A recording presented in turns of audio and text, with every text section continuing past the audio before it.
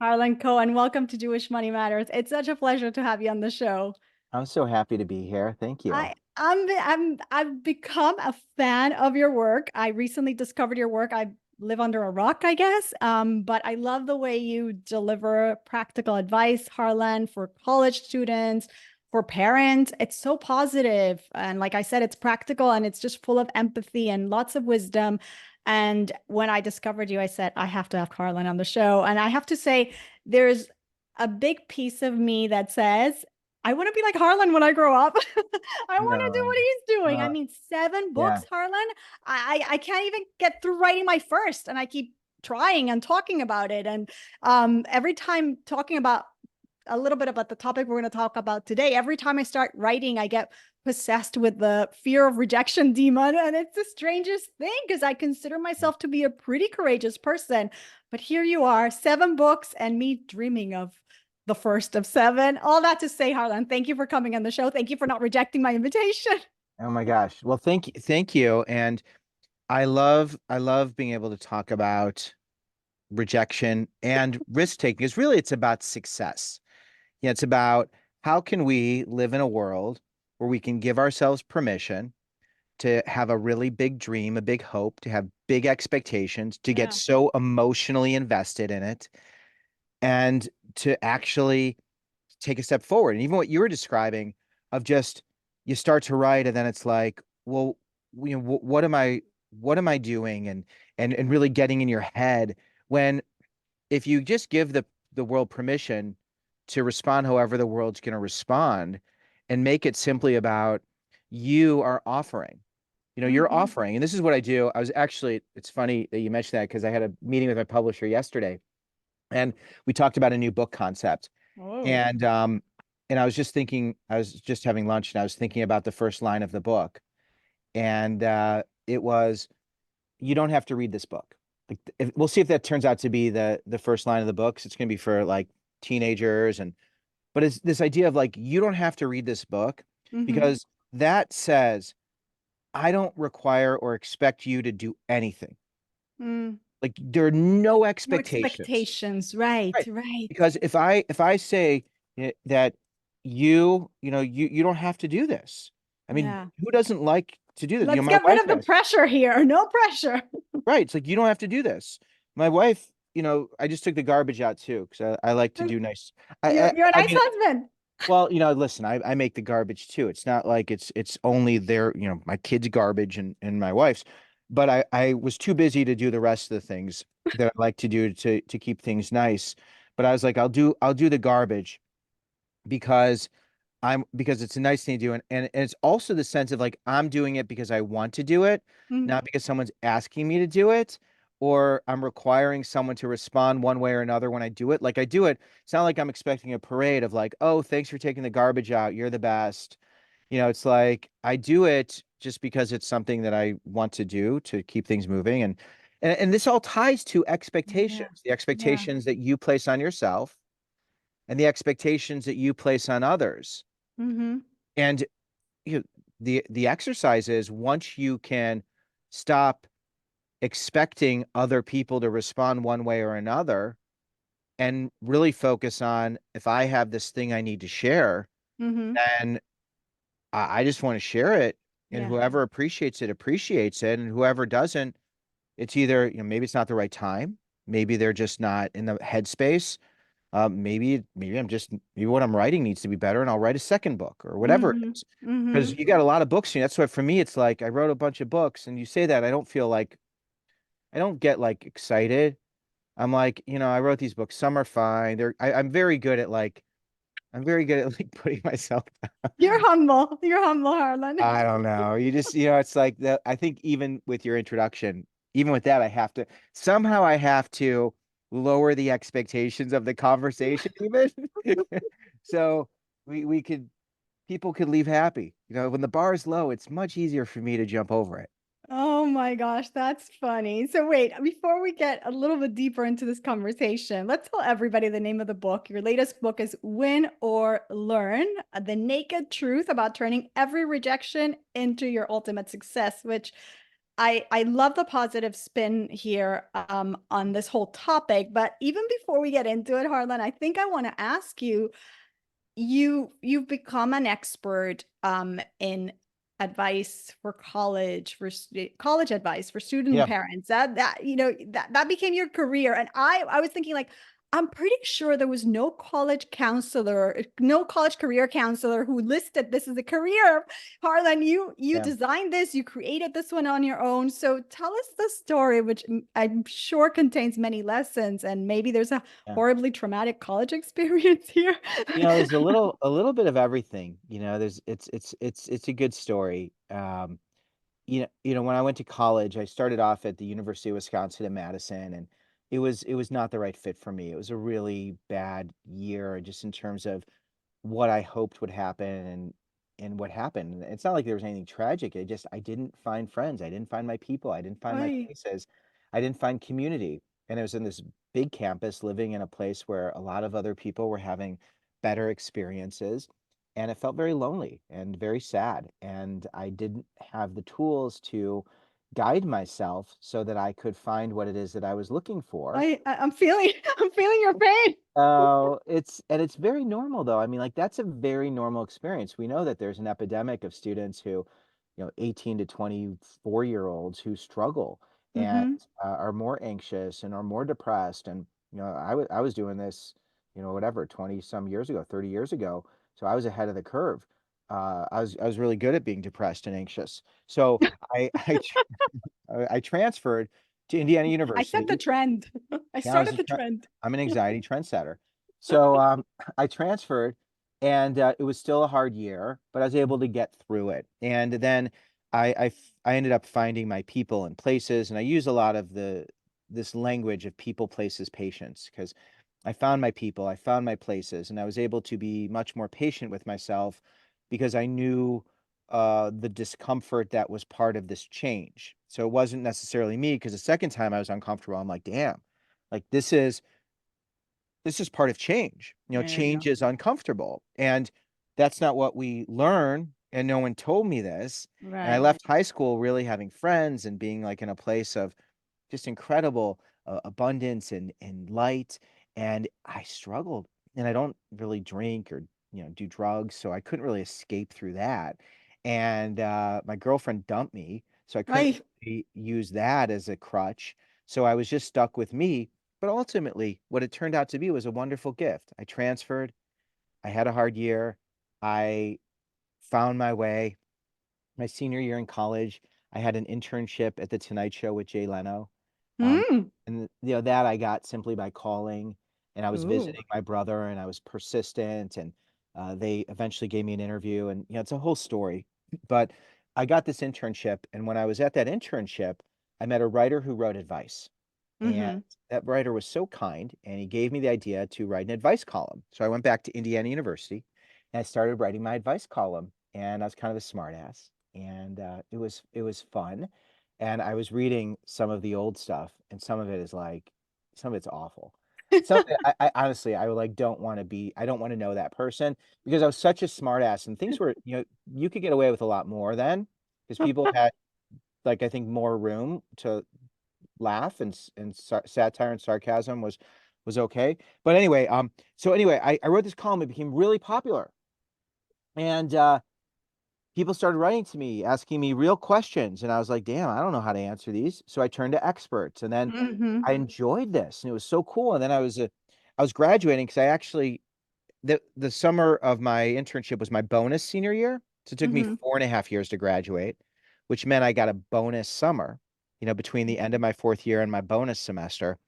So first, at the end of December of my bonus year, I was like, I want to keep doing this, and I want to be a syndicated advice columnist, Mm-hmm. and I want to sell my columns to newspapers. And the business plan is I'm going to save, or at least be a reason young people will read local daily papers because I'm going to give them something that's for them. Oh, Yeah. smart, Harlan. Well, it's smart, but here's the thing. I was looking over one of the invoices I sent to a client, and I think the invoice was for $0.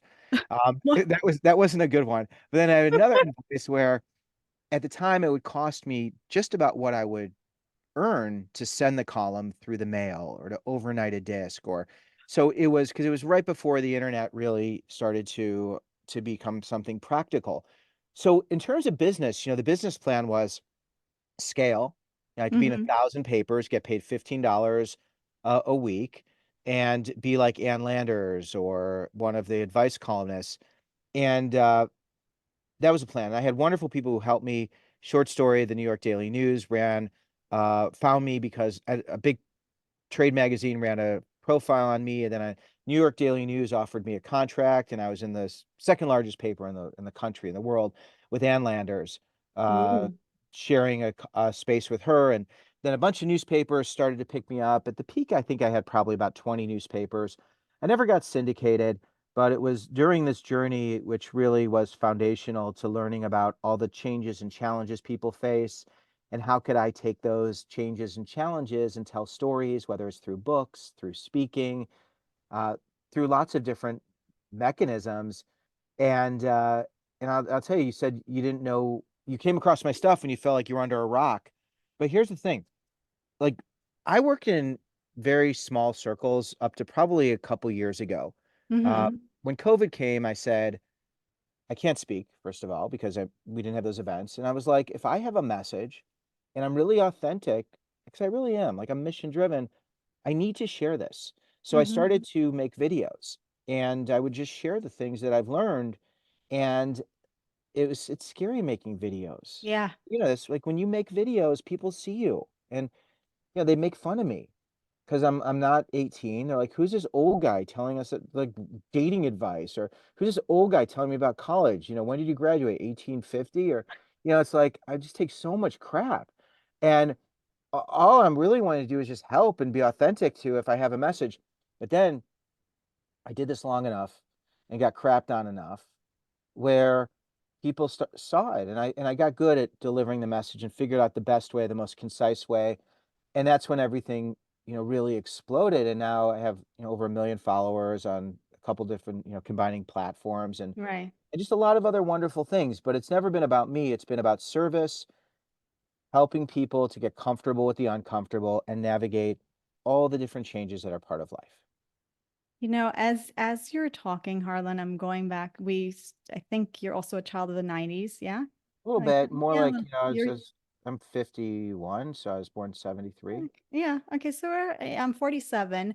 Um, when we were growing up, it wasn't like, thought leader, author, columnist. These things weren't in like, this is what I want my child to be when he grows up, Right. like it wasn't like our parents, but there was certain rules of what Yeah. you're gonna do when you grow up, which brings me to what was your family's reaction? And also, I'm always curious, like, what did you learn from your parents' home in terms of, how to relate to money and making a livelihood, all those important lessons? Were there any important lessons in childhood that you took to adulthood, Harlan, that Yeah. hopefully were positive and have served you? But maybe there weren't. Maybe there was stuff that you're like, I'm editing this out of my money story. Anything stands out? Yeah. Well, I think there's a couple things. I mean, when it comes to money, I'll tell you, of all the things, making money for me has been, when I need to make money, I can make money.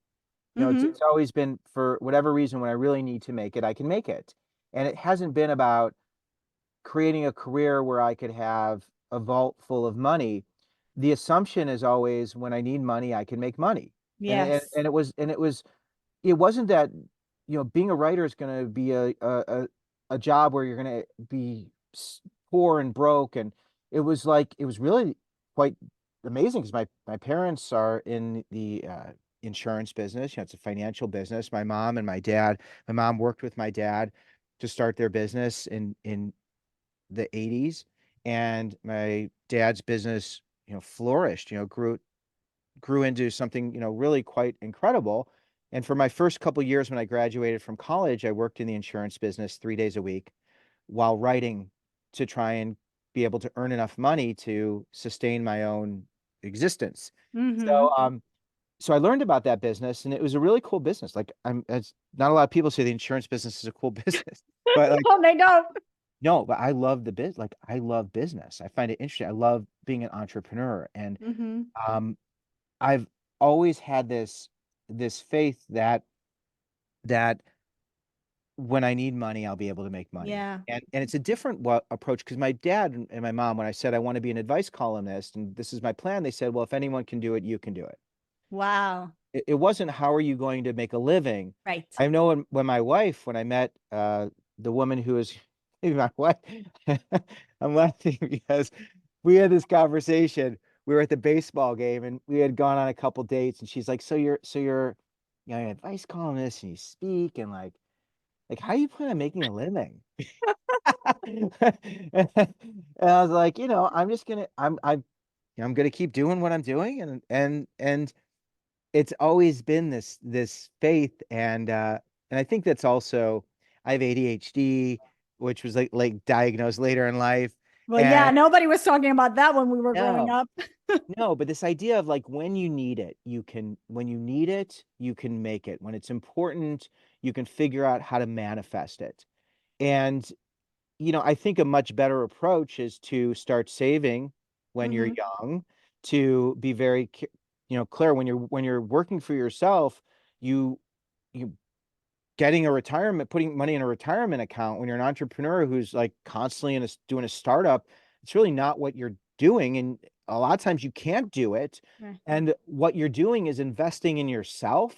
The Mm-hmm. equity is the brand or the skills, or, for me, I put in 20, 25 years of building something with this delayed gratification of knowing that there's value. And now I'm at a point in my life where there's, a tremendous amount of value, and Mm-hmm. there's lots of ways to create revenue. And this is not a traditional path. Yeah. So, not everybody is equipped for this path because it's Mm-hmm. gut wrenching. Mm. Because as much as everything's going to happen, there isn't as much certainty. There Right. is a lot of faith, but there is also you have to have a relentless ability to tolerate disappointment and rejection and not let it keep you from continuing to move forward, because if you let it stop you, then you won't be able to earn a living and Yeah. to take care of yourself. And probably more importantly, you won't be able to serve the world in the beautiful way that you've been with the talents that you've been given to serve. Going back to your point about service earlier, right? It's all about what I can do to help people. And if I hold myself back, I'm denying this beautiful world. And there are people who are going to reject that because it's not for them. But Sure, then it's there are not for you. others who have been waiting for what you have to offer, and you're denying them of that. Right. I think that we all have those gifts, and not everybody shares those gifts. And there's different ways to share it. And I think that now it's very different than when I started, Right. because I truly believe that there are lots of ways to create passive revenue Mm-hmm. to help sustain a a passion or a career that's service oriented and mission driven, and be able to do that. There's so many ways, Well, through. now we do with the internet. There's so many ways. Right. You and I didn't have that when we started our careers. No, the idea of passive revenue wasn't something that was easily generated. Right. You weren't really the one who had the autonomy and the ability to do this. Plus, there weren't the mechanisms in place Right. because there were all the gatekeepers. Mm-hmm. So that's where I think parents and our kids, it's like if you want to be an artist. I was just doing an event a few minutes ago before our conversation. Someone said they're worried about their kid choosing a path that's in the musical arts, right? Mm-hmm. Musical education. And the answer is if your kid wants to make money and be a musician, then they should talk to people who are musicians who have made money, who have figured out how to create an e-commerce business, perhaps through their equipment, or they review equipment, or they're doing some sort of collaboration or consulting, or they're managing other groups or doing. The thing is, now more than ever, if you want to do something and figure out how to make money doing it, you find someone who's doing it, Mm-hmm. who's making money doing it. And in most career fields, you're going to find those people and you can see a path. Yeah. Yeah, yeah. And also going back to something you said about the way you started your career, you asked that one, I think it was an advice columnist that you met when you were working for Jay Leno, Yeah, then turning to experts when you didn't know, the answer to right. somebody's question. This idea of asking for help, and people really, you'd be surprised, people are really willing to help. Um, this idea Yeah. of just being open, again, it might be uncomfortable, but most likely you'll get enormous amount of help. So let's go back to this, the parents, and there's a lot of cushioning, no, going on in the for the younger generation, cushioning from rejection. And what I'm hearing is you grew up in a very healthy place with very healthy lessons about being persistent and asking for advice and risk taking, all of this stuff, developing this healthy sense of, I can get rejected and I could move on. This emotional maturity is going to impact you for life, or in your relationships, Yeah. in your career, in your financial life. um what do you tell parents when you see there's a pattern here where you're just not letting the kid, Right. Well, if they can't get rejected down the hall or down the street, how are they going to manage that when they're in a situation where they're far away from home or Right. you aren't going to be there to help them? And Mm-hmm. the idea of really getting comfortable with the uncomfortable, the idea of having room to take risks, to struggle, and to be able to figure out how to work through the outcome. And I think that a lot of parents are afraid of the unknown, and we live in a world where you hear messages of, today's kids are not going to be able to take care of themselves and buy homes and be able to have access to the things that their parents have. They're not going to earn as much. And there's a lot of scary messaging there. Mm, And it makes sense that a parent wants their kid to pursue a path where they're going to find some security, where there's some predictability. But mm-hmm. I think the most predictable forecast of someone being able to be successful is how can they manage all of the setbacks that they're working through now? How Right. can you nurture this idea of, here's a great example of a parent whose kid wants to be a YouTuber. And maybe, I don't know Mm-hmm. if it's as much now, but I'd get the question, my kid really loves YouTube. They want to be a YouTuber. What should I do? And my answer is encourage them. Mm-hmm. Encourage them like you could never encourage anyone in their life. Because if you're a YouTuber, you have to produce, you have to write, you have to record, you have to edit, Edit. you have to market, you have to distribute, you A have lot of to skills. sell. It is every skill in business. It is every skill because first they create the video. It's like, okay, well, no one's watching it. Right. Okay, right. So how do you get people to watch it? And how do you start to make money doing it? And it's this wonderful exercise Yeah. in business. And Mm-hmm. people get scared. There's I had another question where someone said, my kid loves sports and I want them to get involved with other organizations and be active. And I said, if they love sports, and figure out how they can do everything in sports that relates to being a leader, that relates to giving to the community, that relates to being a philanthropist, that relates to being a teacher, that relates to the core passion, their interest. And if they don't want to do those things or they don't find them interesting, then they'll lose interest and find something else. But we live in a world where so many young people are afraid to want. Yes. They don't know how to want because when they want, a lot of people say, no, that's not a safe, reliable thing to want. Right. Or they say, this is what we want. Mm-hmm. And they're So projecting, right? The adults in they're their lives are projecting on projecting. their fears. Exactly. Mm-hmm. Right. This is what you should want. Right. But when you don't get to exercise answering the question, what do I want? And taking a step in the direction I want to go, not someone standing over my shoulder waiting to tell me I told you so, but someone standing over my shoulder going, hey, you know what? See where this takes you. Mm-hmm. See where this takes you, and I'll be in your corner. That's a scary thing. But we live in a world that is changing so rapidly. I was talking to another. I have three boys, and we were talking about AI. Mm-hmm.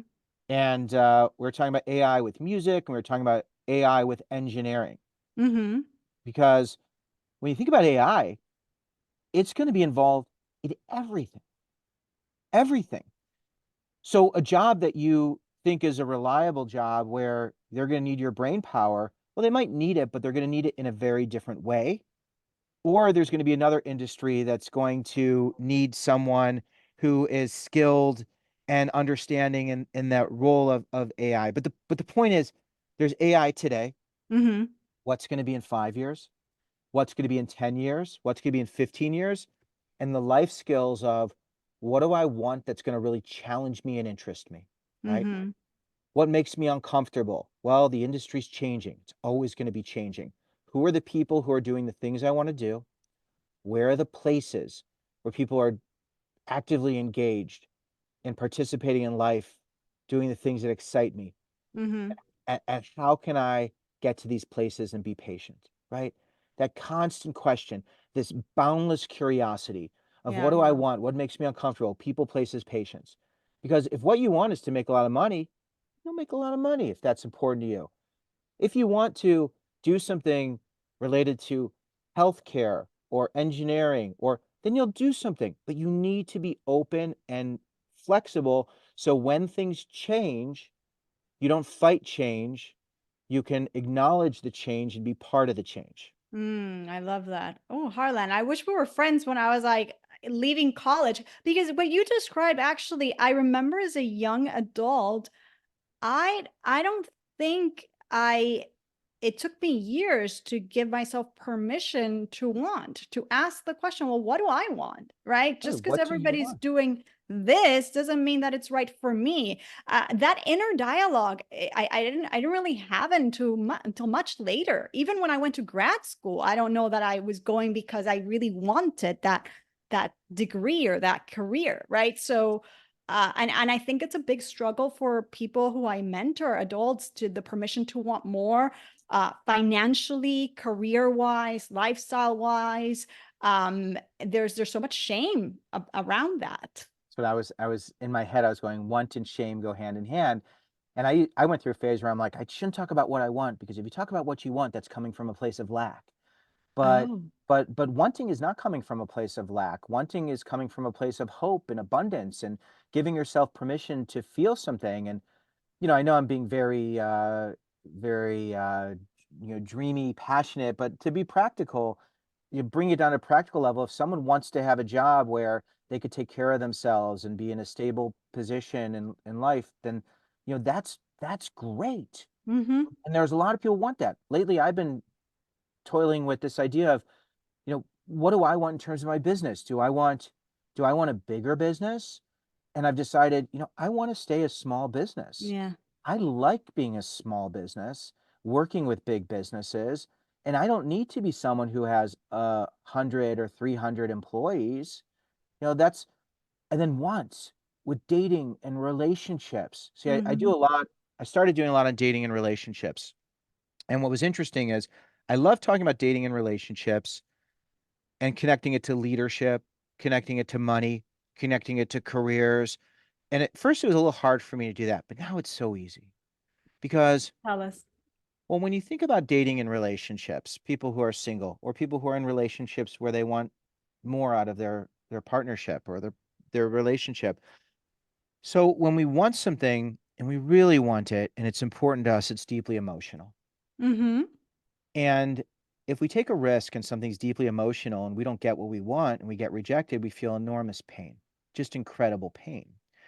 So there's different types of risks. Dating and relationships, I think it's the most acute pain because Mm-hmm. if you want someone to be in your life and they don't want you, that could hurt so deeply. And our brains Right. process rejection the same way we process physical pain. But when you can reframe this risk, when you can reframe this risk where dating and relationships is just about exploring and inviting. It's if I find someone who's interesting, I want to offer them an invitation to be in my life. And they're not required to accept this invitation.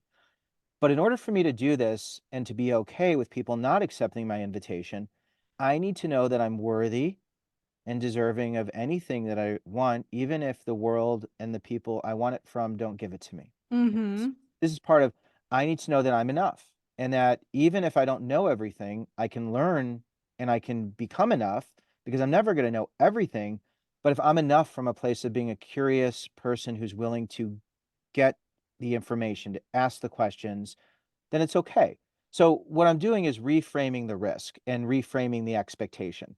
So if I want to ask someone on a date that I find interesting or attractive, I need to be okay with them not liking me or not responding the way I want, being okay with rejection, and I need to be okay moving on. And if Mm-hmm. we look at this, and then I need to know that I live in a world of options where Yeah. there isn't just one person who's my soulmate. And I need to understand that there are lots of different places where I could meet lots of people, and I need to also be patient because I know so much of life is timing. Mm-hmm. So if I can get great at being comfortable with myself and knowing that I'm enough and living in a world of boundless curiosity and engaging people without requiring them to respond any other way than they're going to respond, it's a very different transaction. Yeah. It And sounds like a good recipe to be content and happy. yeah, so apply that Mm-hmm. to business, right? Apply Yes. it to business.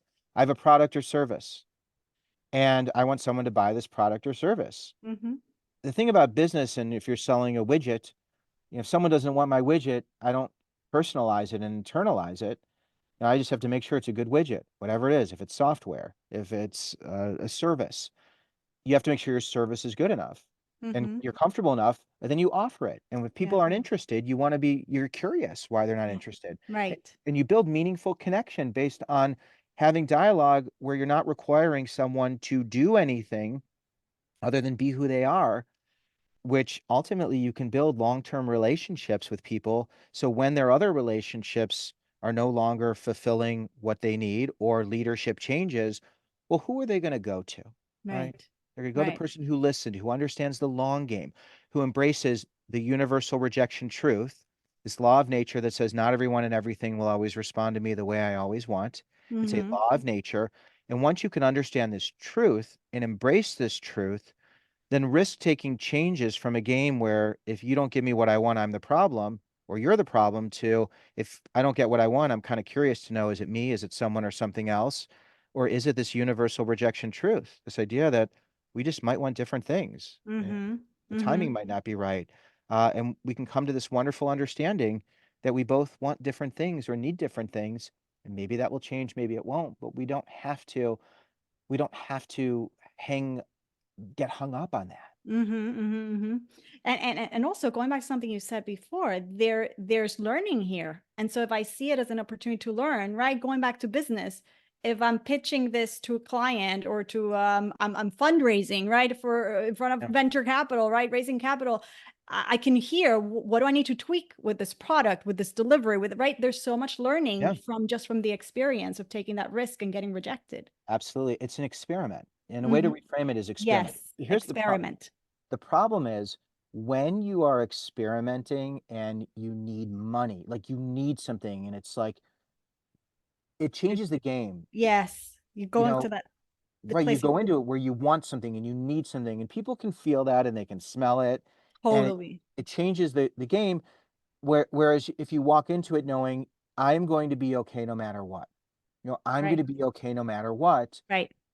because then people are much more interested, and you also are willing to listen much better Yes, because your agenda isn't about getting something from someone, exactly. right? Your agenda is to experience what it is and to listen to what someone has to say, so ultimately you can get to where you want to go.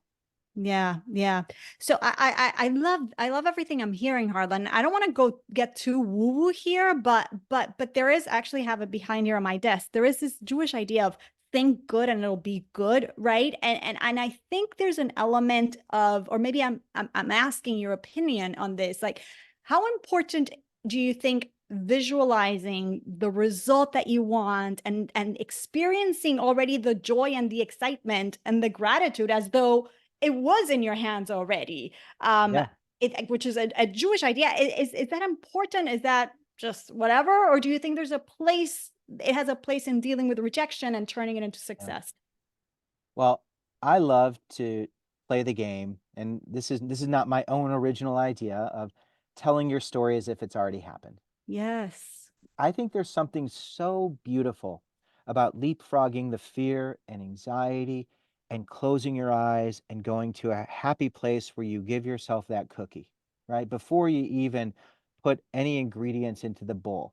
Like, what does Mm. that taste like? What does that feel like? What's that experience? Mm-hmm. Even if I don't get to that place, at least my brain has been able to enjoy what that feels like. Mm-hmm. But the thing is, a lot of people are scared to do that. And they're scared to do it because if they go through that exercise and if they don't get the outcome they desire, they're going to feel hurt and they're going to be disappointed and it's going to be too hard because the expectations are so great. Right. And this is the trick. You go to that place, you tell that story, and you shift your expectations from outcome to the experience, and you focus on what you need to do as opposed to what others need to do, and you extend your timeline. You extend your timeline. Mm. I've got a program called Best First Year. It's a college success and life coaching program, and I've been working on it for like 5 years. And I'm really excited about this most recent iteration where I do live coaching every other week in the spring, every week in the fall, helping people to navigate the change to college, helping students and parents. And I made a mistake when I first launched it. Tell me. The mistake was I had spent so much time and energy on this project that I needed people to buy it, or I was going to be in a pretty tight financial situation. Mm. I Yeah. I need couldn't that money. I need that revenue to I come needed in. the money. I needed the money. And I have a friend who's an entrepreneur and he's like, why don't you let people try it? And I was like, well, for free. I was like, well, I really can't because I need to make money. And then I was so focused on what it needed to be. And then here's what happened, which is horrible. I launched it and two people bought it. Two Ouch. people bought, I was devastated, heartbroken. And I had told my wife, this is going to be great. And, there was so much invested. And, I put, 6 months of time and energy into it, okay? Well, here's what happened. I eventually recovered. I recovered, and I was fine. I pivoted, and I found other ways to generate revenue, and everything was fine.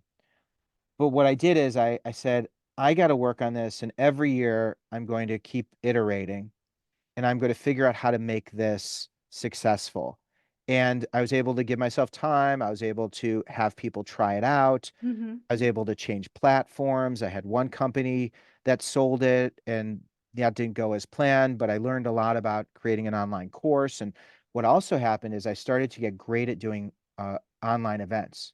Like I Ooh. am so good at doing online events because I worked my tail off to create a funnel for this program that never really came to fruition in terms of the outcome, but the experience of doing it taught me how to be so dynamic doing online programs. I created all these videos, which translates into a lot of what I'm doing now. So all the skills and the equity that I was able to build in not fulfilling that outcome turned out to be amazing, Mm-hmm. and successful, but I would test without investing so much time and energy, and I would make sure that what you're doing is something that you can give people access to Mm-hmm. without needing to make money right away, because Right. it handcuffs you, and it really stifles a lot of the creative process and the iteration. Yeah, yeah. A lot of what I'm hearing is this idea that at the end of the day, there's no wanting and getting disappointed, right? There, if we do this right and we follow what you're saying and we really lean on people, places, patience, we accept the universal rejection truth, um, you're not going to be disappointed. You're going to learn, you're going to grow, you're going to develop new relationships, you're going to grow as a person. Like there's so much good that's going to come out of your wanting and of your trying to go for that want. Right. Absolutely. I think you did a really wonderful job of bringing everything together. And that's the win or learn framework. And the book Mm-hmm. Win or Learn has 5 steps, which all will make a lot of sense right now. And it's Uh-huh. It's number one is here's the for those who are watching the video portion of this, but it's all about what do you want? So Yeah. it's what do you want? You got to want something. And it's really important for us to give ourselves permission to want things that scare us. Right. Then we got to get comfortable with the uncomfortable. And the only way we can really get comfortable with the uncomfortable is if we acknowledge this universal rejection truth, this law of nature. And I know that there's a Jewish theme to your podcast. And uh, as as a Jewish entrepreneur and journalist, and just as someone who's Jewish, the reality is not everyone's going to always like me. No matter what Right. I say, no matter what I do, the universal rejection truth of being Jewish or being whoever you are, this is not just a Jewish thing. Whatever religion you are, whatever race, whatever ethnicity, the universal rejection truth says not everyone will always appreciate you. Some people will Hmm. not like you simply because of that. And there's nothing that anyone can do to change that, which is, you know, well, that doesn't seem right, but the universal rejection truth says this. So we just have to figure out how to coexist Right. because not everyone needs to like each other. We just need to figure out how to coexist. Hmm. And when you look at the universal rejection truth in like the broadest terms of like humanity and the world we live in, the source of so much of our conflict is rejection of this truth of Yeah. things have to be my way or things have to be your way, and there's no middle ground. But the universal rejection truth says we could want different things, but yet we could coexist. Right. So when we apply it to our own life and we live by this universal rejection truth, it really provides a sense of calm and it also recenters us. Hmm. Instead of being focused on trying to change other people and other things, we can really internally work to try and do whatever we can within our own control to get the outcome we want. Um, an example of an example of this is if I live in a state that doesn't respect my rights or ability to live, and I can't change it, then I can change where I live. Hmm. Right? Like we have things you don't have to change it. If you can't change something, then you find a different path. Right. It's and in our lifetime, sometimes we have to find different paths because we can't always change everything, but we can when we do that, our energy isn't focused on fighting. Our energy can be focused on existing without having to fight that fight and create light in other ways. Hmm. So I Hmm. know we're kind of going a different place, but Yeah, no, but this is so good. Actually, I want to finish the framework, but as you're talking, I'm thinking this is such a positive message for kids on campus who've been experiencing, let's say, just say Jewish kids, but everybody on campus. Maybe a way to reframe this experience that you've been having since October 7th, that your peers, your professors, your friends have rejected you and everything that you've experienced over the last few months. Maybe you could be okay with maybe it's time to change schools or environment or I don't know, some might disagree with me, some might say you have to fight. you know, everyone has their point of view, and from a way from this framework of and sometimes a better way to exist is to be in a community where you're surrounded by love Right. and you can be supported and you can find other ways to exist and create light. And for those students, I tell students, and I'm very much, I want people, I want people to be heard. I want all people to be heard, and I want all people to be able to listen. But Mm-hmm. when we reject the universal rejection truth, it becomes very hard to communicate because the conversation is if you don't answer the way I want you to answer, then we can't continue the conversation.